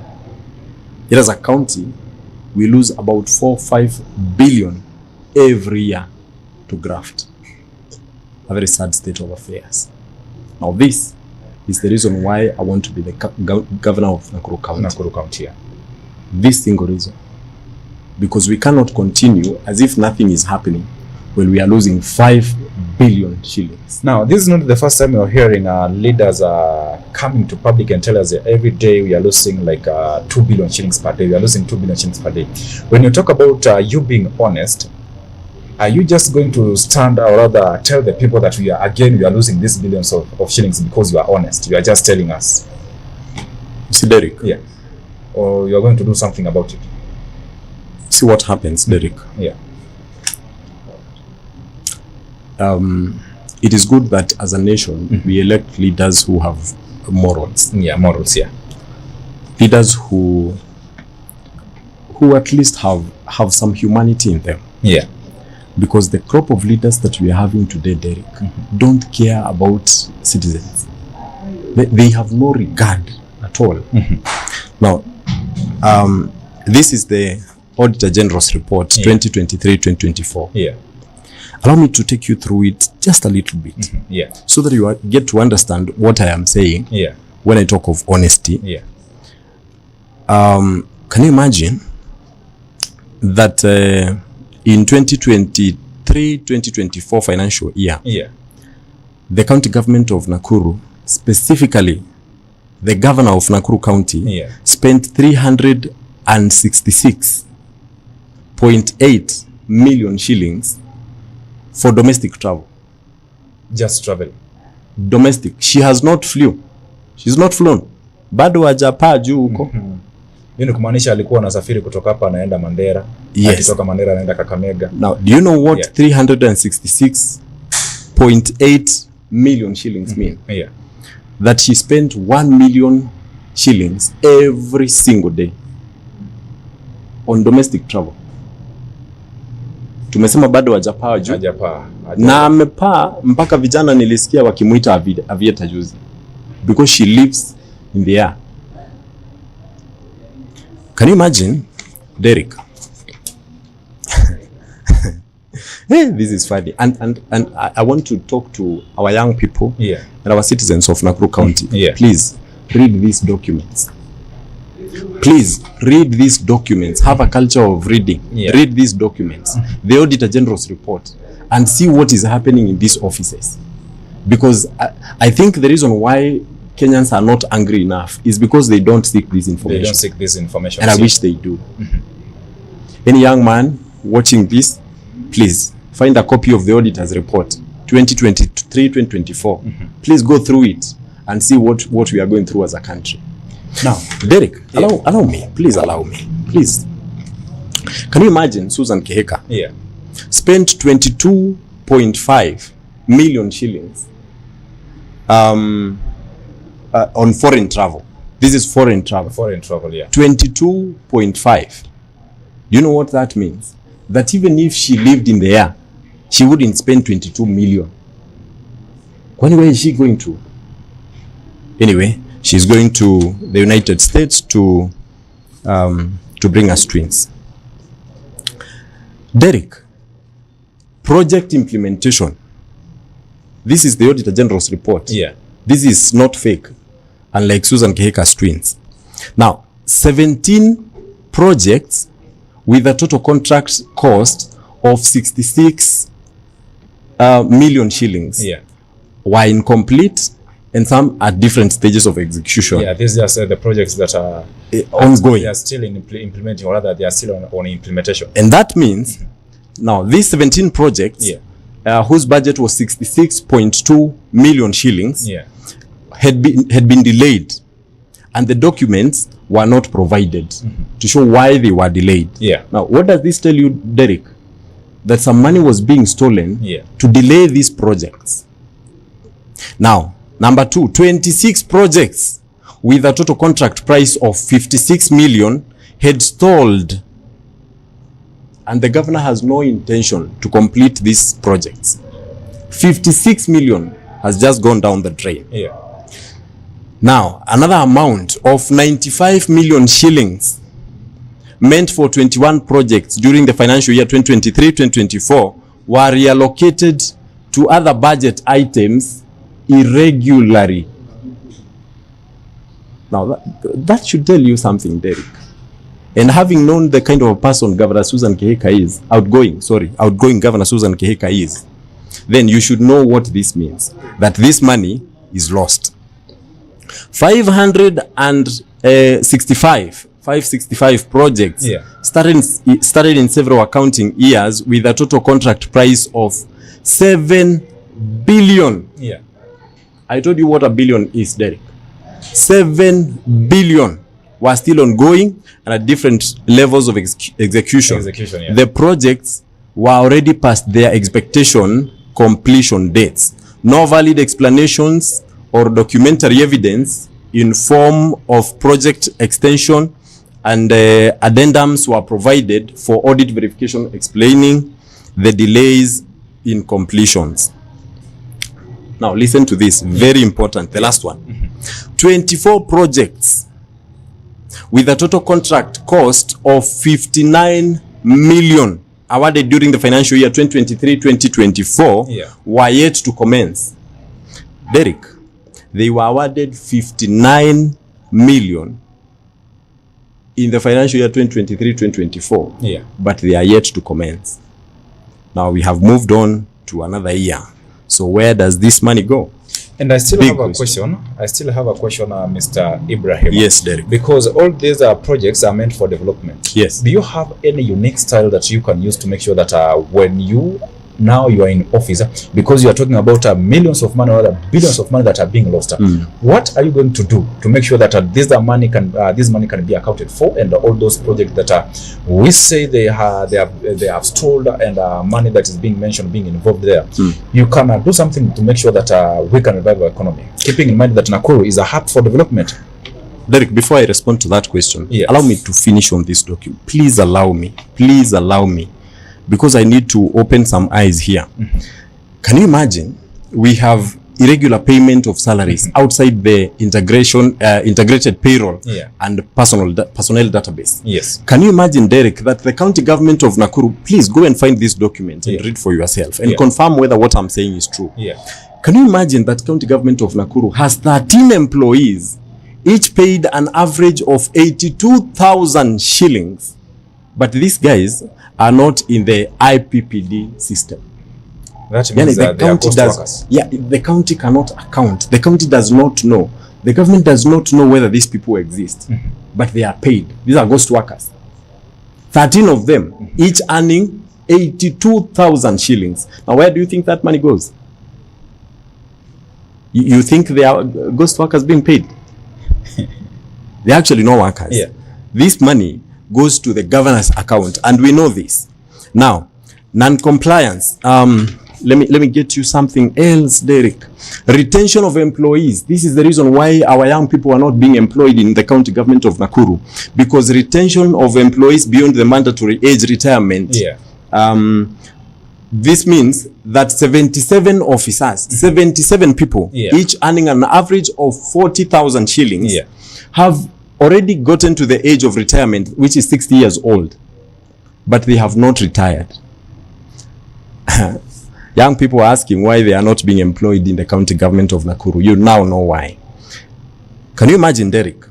That 57 million shillings was spent on the system called revenue management system.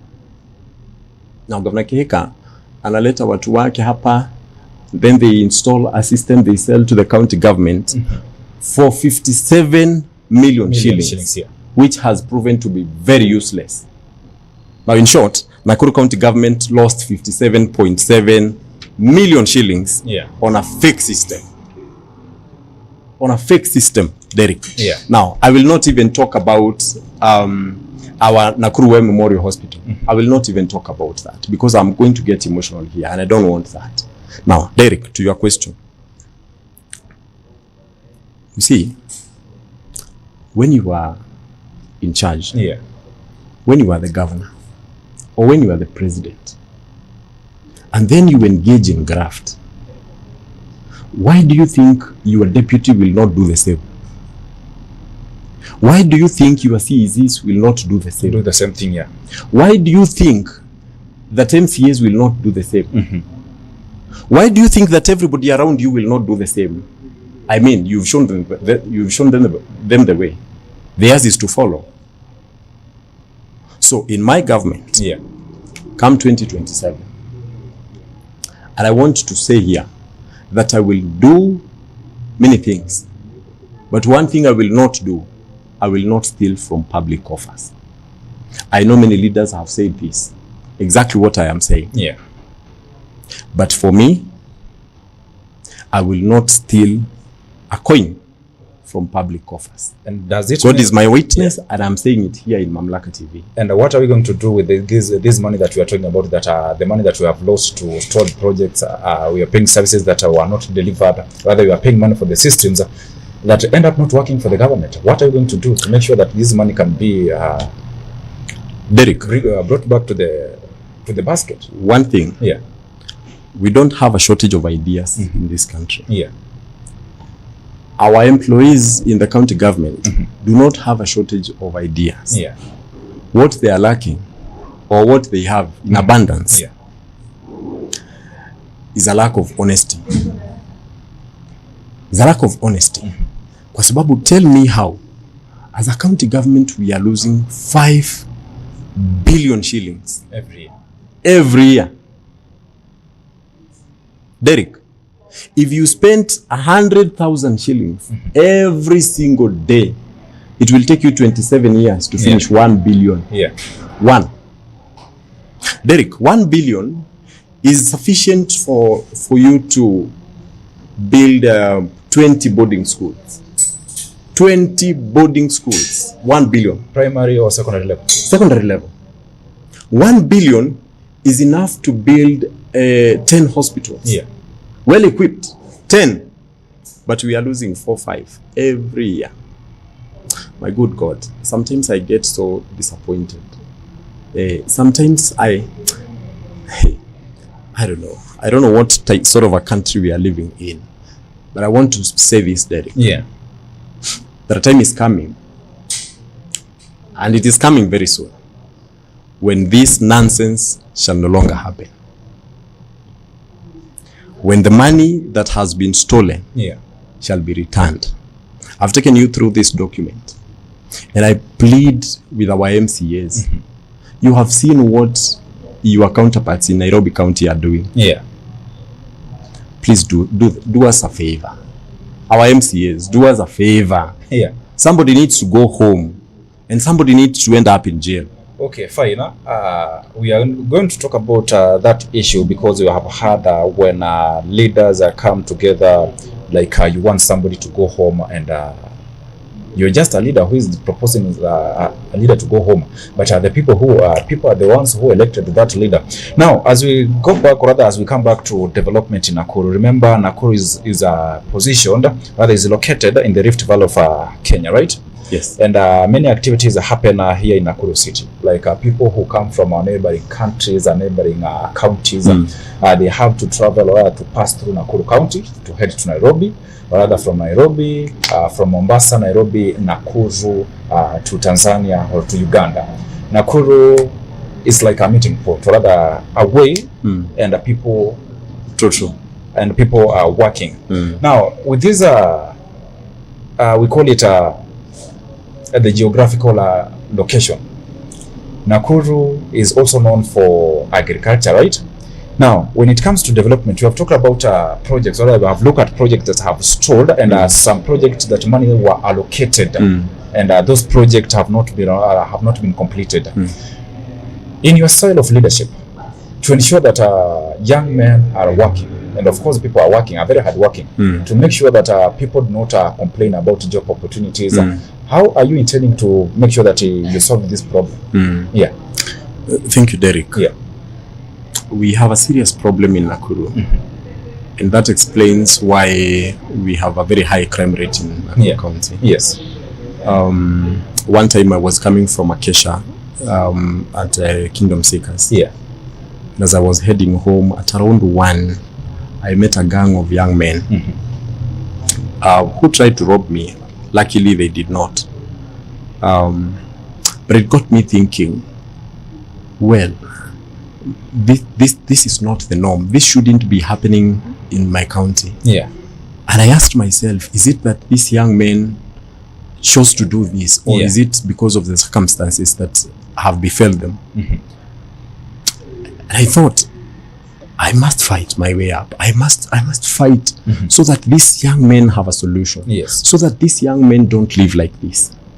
And therefore, one of the things I am intending to do in 2027, because young people have been ignored all this time, is that we are going to make agribusiness a serious thing in Nakuru County. Yeah. A very serious thing. I have told you that I have been born in and raised in Elbagon. In Elbagon, we do a lot of potato farming. But let me tell you, I got so discouraged to become a potato farmer. And you know why? It is because of the fluctuation of prices. Today you hear that very, very huge gunia of potato goes at around 6,000 at times. And then tomorrow morning, after you've gone to the farm, immediately after you harvest, it goes down to 1,000 shillings and sometimes even 800 shillings in a county where we have a leadership. It's a very unfortunate situation. And therefore, one of the things I will have to fight for as governor is to fight for this fluctuation of prices, so that our farmers get good deals, get good prices, so that they make agriculture a good business and a viable business. Number 2 is to get young people doing this business, because when there is money in a business, then you don't need to encourage, you don't even need to force young people to go into it. They will definitely go to it if there is money in it. Then number 2, I don't know why we have all the time condemned or thought that content creation is not a business enough. I think content creators are doing well out here, some of them. And I think we need to encourage our young people to get involved in such a business, because this is where money is. And unfortunately, our county government does nothing about these people that we call trend makers. So that explains why we have illicit brews. That explains why we have insecurity in Nakuru, which is never going to be an issue when I am governor in Nakuru, because I am going to be sleepless. I am going to work round the clock to ensure that our young people at least have a job, have employment. Somewhere they go every morning, and somewhere they earn an income. Yeah. Thank you. And one of the reasons why we are enjoying devolution is because the services that the people are getting from the national government, they had to travel from their region to travel to Nairobi County to make sure that they get resources. Do you think when we talk about devolution, it has helped so much in terms of development and other services that people are now getting from the government, keeping in mind that you are now eyeing for that governor position? Is it helping? And on the other hand, keeping in mind that we have had many cases about graft cases concerning or other leaders involved in corruption activities, they use it to make sure that, or rather they do it and steal public resources. Do you think it's helping, or on the other hand is bringing us behind? The crafters of our constitution, when they promulgated our constitution in 2010, they foresaw a good system, a system that works for us. Yeah. A system that would get services closer to the people. A system that would be a silver bullet to our economy and to our governance system in Kenya. But unfortunately, like in the scenario of Nakuru County, and I am telling you, the key challenge facing Nakuru County is Susan Kehika. That is the key challenge. Because we have seen other counties where systems are working very, very well. We have seen Irongo Kangata, for heaven's sake. Muranga is doing so well. Excellent. What about us here? Now, chapter 6 of our constitution talks about leadership and integrity. Yeah. Now, Article 73, to be precise, talks about allow me to get there, Derek. Yeah. Chapter 6 of our constitution. Of our constitution, yeah. Chapter 6 of our constitution, leadership and integrity. And integrity, yeah. It talks about what kind of leader should we elect, or rather put in position to make sure that he leads us. Yeah. One of the issues. Now, Article 73 talks about responsibilities of leadership. Yeah. And it talks about the authority assigned to a state officer. Now, Article 73, all the way up to Article 75, it says, Cap 2 there, the guiding principles of leadership and integrity include selection on the basis of personal integrity, competence, and suitability. Yeah. Or election in free and fair elections. Yeah. B, objectivity and impartiality in decision making. I am looking for Article 75. Yeah. Conduct of a state office. Be there. It talks about compromising any public or official interest in favor of personal interest. Now, this is what the governor is doing. She is conniving with the county government so that she gets business deals, so that she gets an advantage, or so that she earns from the county government. And I think this is something we ought to do away with as a nation today. Now, Frederick Douglass said that it is easier to raise strong children than it is to repair weak men. It is a time as a nation that we realize that this old crop of leaders who have been there for 30, 40 years, who have been there, we've given them a chance to serve us. But what have they given us in return? Corruption upon corruption upon corruption. They have given us lies. You remember William Ruto, and I dare say this. William Ruto, he's known as the lying president. Now, sometimes I get so disappointed when I remember some of these sentiments. Ati baada ya kuanzia mwezi ujao mtungi wa gas itakuwa kuanzia shilingi 350 mpaka 450.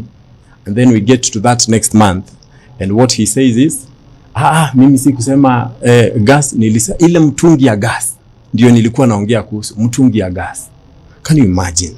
Now, it's good to have raised another issue about what you say versus what you deliver. And we are still on development because we have to thrive.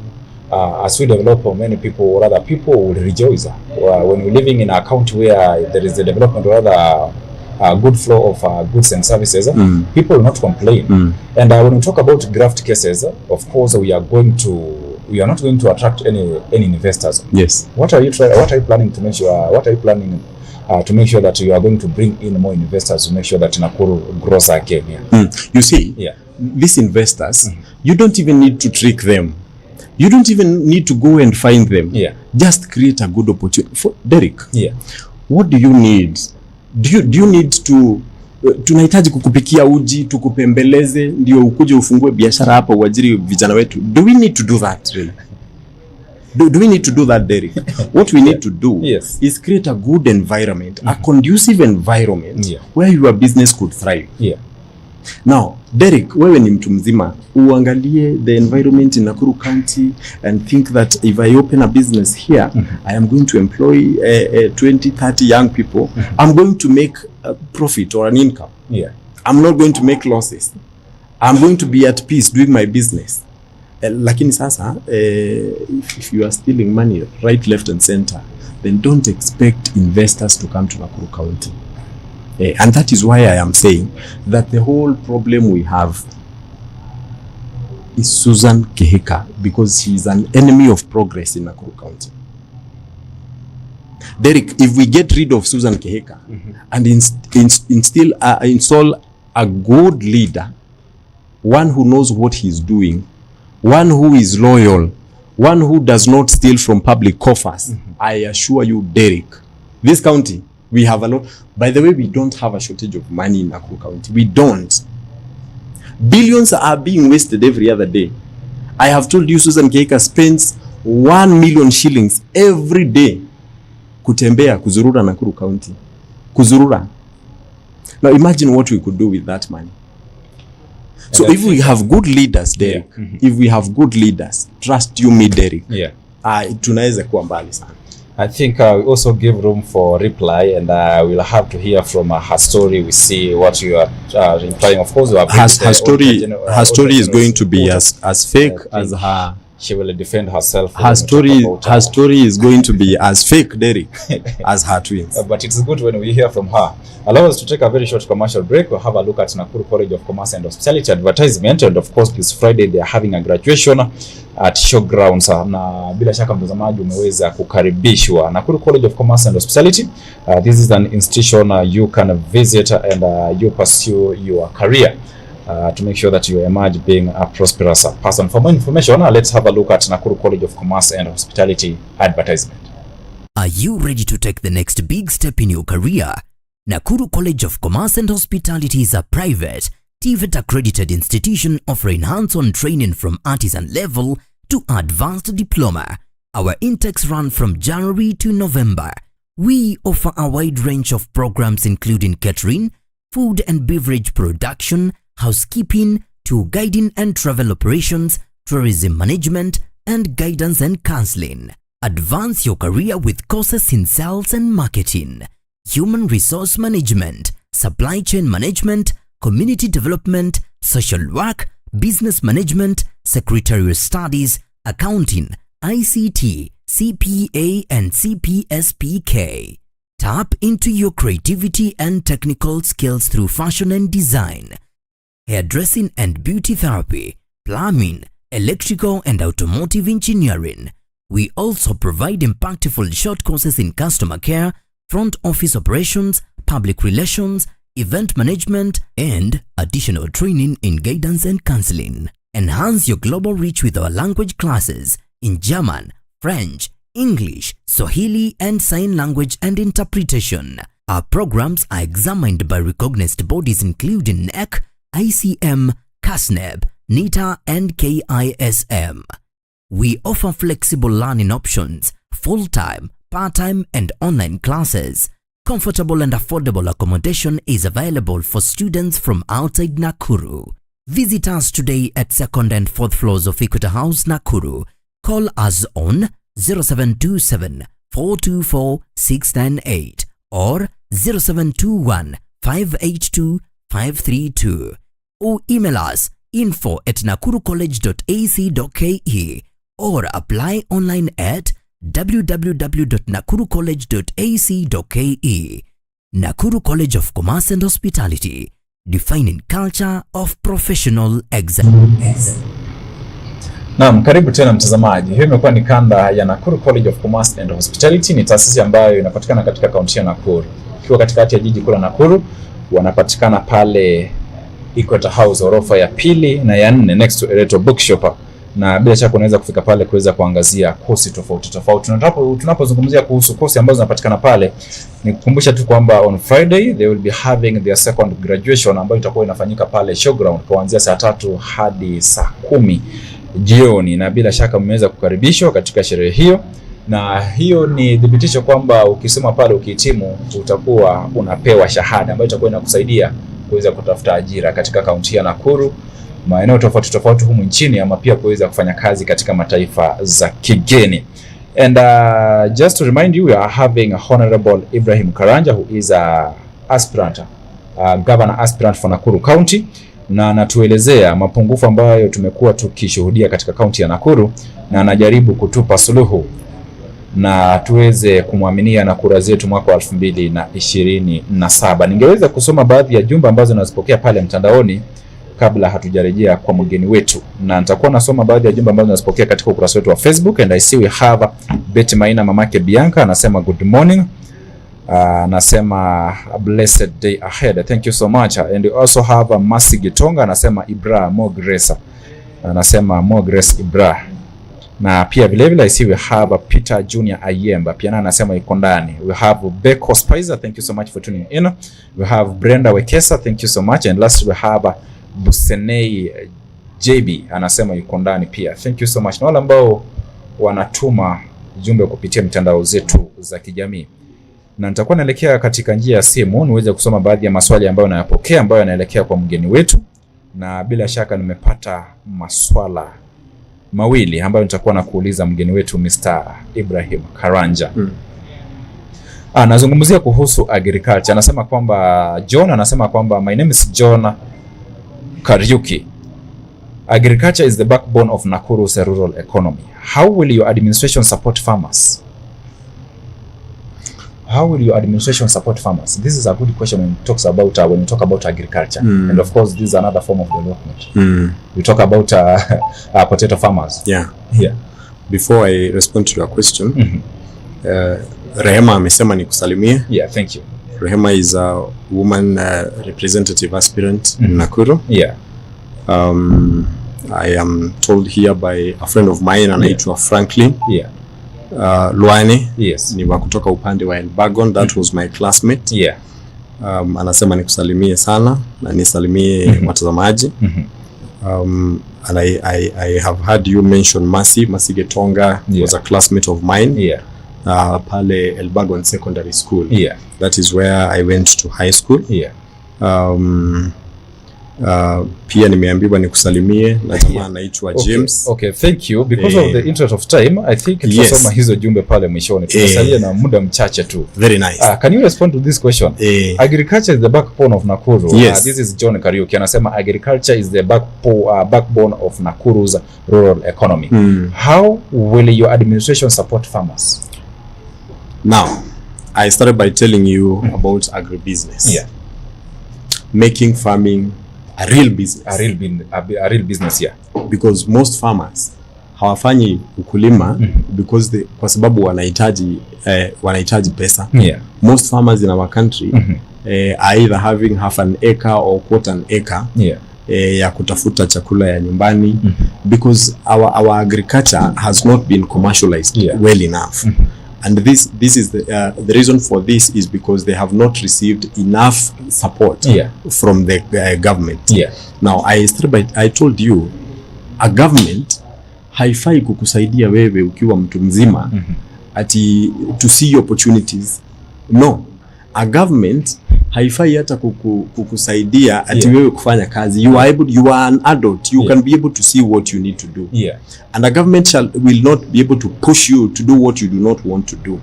A government inafaa ku create an environment, a conducive environment for you to be able to thrive with your business. Now agriculture, the only problem we have with agriculture is something we call support from the county government. Now wakati mimi nilikuwa mdogo sana, I used to see some agricultural officers wakikuja kwa mashamba yetu, and they would help our farmers kujua what type of soil they have, what type of crops they should grow in certain soils, where to find market, and all sort of those things. When was the last time you saw that? Derek, when was the last time you saw that? I think I'm the one asking questions, and when you talk about... allow me to also ask you questions, Derek, kwa sababu you are also a resident of Nakuru County, and you have been here, you've been seeing what we are talking about.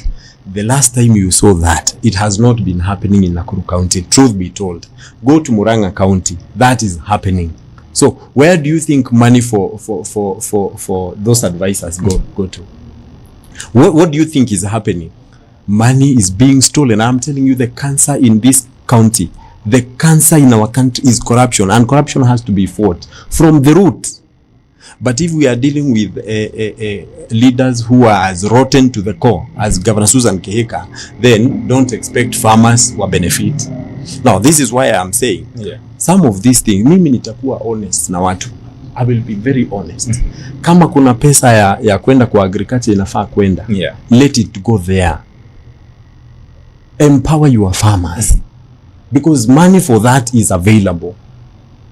Lakini sasa, you know what has been happening? Pesa imeallocatiwa kwa agriculture. Hey, Derek, do you know that our county has been receiving 100? It has so far for the since devolution in 2012.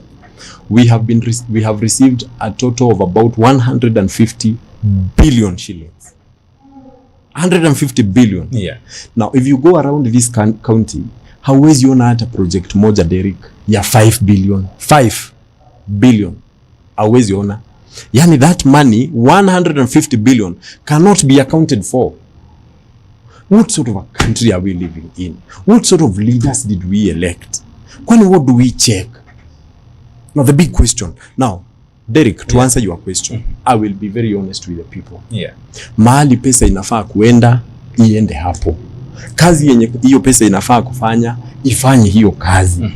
Because, you know, in chapter 11 of our constitution, kazi za county government zimestatiwa hapo vizuri sana. So nicely. If you start from Article 174 all the way to Article 200 of the Constitution of Kenya, you will see what the county government is supposed to do. You don't even need to come up with theories and sijui Pythagoras theorem and all that. You only need to do what? To follow the constitution. I'm telling you, in the next government, katiba nayo itafuatwa. Now, we have another thing that we have had, not once, not twice, but even more. We have heard about delayed capitation. You're talking about money that is allocated, or rather money that comes from the national government to make sure that counties develop. What will happen if this capitation is delayed? Will you just tell the people pesa zimecheleweshwa, sasa when you talk about development kidogo mtanuia radhi hadi tusubiri pesa ziweze kufika katika kikapu chetu? We have 47 counties in Kenya. Ask yourself why ours, Nakuru County, is classified as one of the worst or the poorest managed counties in Kenya. Ask yourself that. Ask yourself why the people in Murang'a are so satisfied with their governor. And some of us are thinking of why are our MCAs sleeping? Why don't you do what your counterparts are doing in Nairobi? Why? Kwa nini DCI hawakuja? By the way, we invite the DCI. DCI, guys, please, DCI. Please, DCI. We need you in Nakuru. We need you to come. Please, tunajua hamtakosa kitu. There is a lot here. Hamtakosa one or two things. The things you are doing to other former governors and current governors, please come to Nakuru and salvage us. Come and save us. Kwa sababu some of these things that we are seeing, if we continue this way, Derek, I am telling you, in the next few years, we will not have a country. We will not have a county. Okay, allow me to read you the last question. Ni swala ambalo pia nimeweza kupokea hapa. Kuna yule ambaye anaitwa, nimepata, anaitwa Massimo Dhoni. Anasema Nakuru kuna shida ya traffic. Kuna jamu kwa barabara. Anashangaa ulifika aje mapema, kwani ulipitia wapi? She's raising a question about the issues to do with the infrastructure and urban planning. Yeah. How are you going to make sure that you sort out this problem? Issue to do with the infrastructure.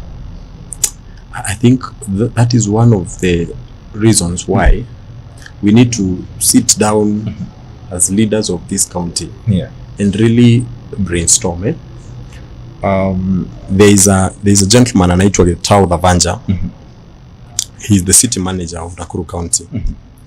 And I think one of the proposals zenye mimi nilikuwa na support sana is that we give autonomy to the city manager. Aweze ku control the city of Nakuru, because if we combine ati tunasema the governor is in charge of the city, the governor is doing everything, then we will never get there. We will never be able to have a city that is conducive for all of us. Therefore, when I become the governor, one of the things I am going to do, which Susan Kehika has adamantly refused to do, is to give autonomy to the city manager. Because when we entrust them with that duty, then they can be able to think. And you see, you cannot claim to know everything. You cannot claim to, you are not the Messiah. Wewe sio kila kitu. Delegate some of these things to the experts. Sio wale experts wa kina badi wenye they are just wasting our money here. I am talking about good men like akina Getao Dhavanja. When we delegate some of those duties to them, they can be able to think around that. They can be able, because that is what they are experts in. Wafikirie, waachiwe pesa yao, wafikirie, wajue ni aje watatu sort out as a county. Yes, and as a city. Okay, thank you. I think I have one more last question for you as we wind up. We have issues to do with public participation. This has been one of the things that people, even they don't trust our leaders on. But when you call them to give their own views, they say they already have their own views. Even if we're going to present our views, they are not going to take it into account. Issues to do with the public participation and the transparency when you talk about governance. How are you going to address this and engaging with the public? There are usually two kinds of leaders. They are, number one, they are leaders who, wakati unachaguliwa, you tell the people what you are going to do. And when you get elected, you never listen to what they say. Because unawaambia ninajua kwa nini nilichaguliwa. So therefore they never go back to the ground to listen to the people who elected them to office, because they claim to know what they were elected to do. Number two, we have this type of leaders who wanachaguliwa, wananchi ndio wanasema tuchague huyu kwa sababu watakuwa natusikiza. Now when they get elected, wow, before they make any decision, they have to go back to the people to consult, to ask, nyinyi mnaona aje hapa, do we do this or do we do that? Now I am the latter. I am that kind of a leader who listens to the people, who haendi hapo na kifua, because we have today in our country leaders who don't want to be told, leaders who think they possess all the wisdom in this world, they possess all the knowledge in this world. Na sasa anashanga, sasa nyinyi mnatuambia. We know why we were elected.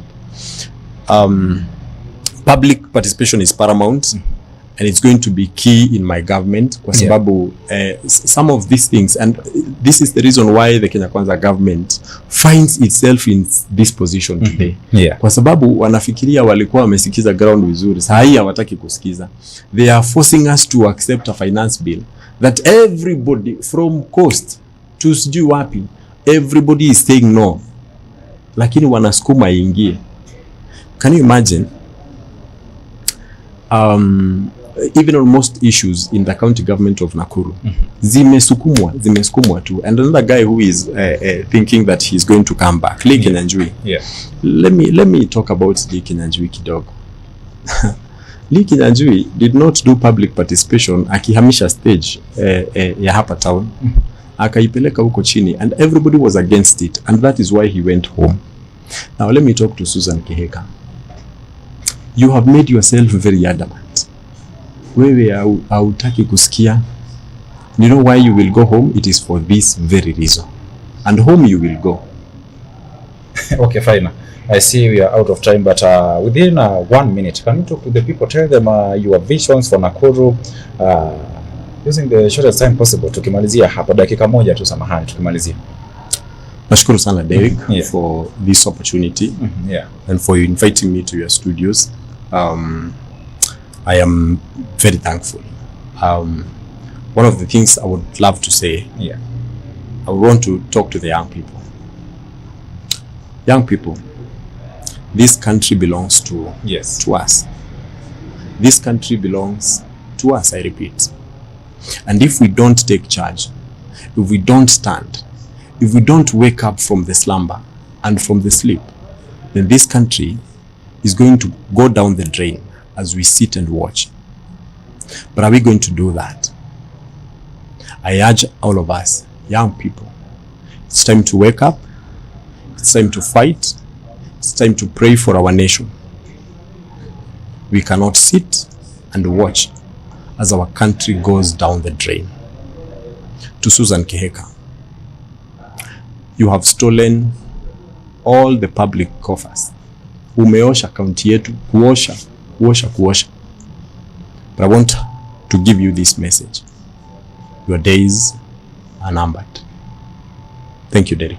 Thank you so much, Mr. Karanja, for coming, and I wish you all the best.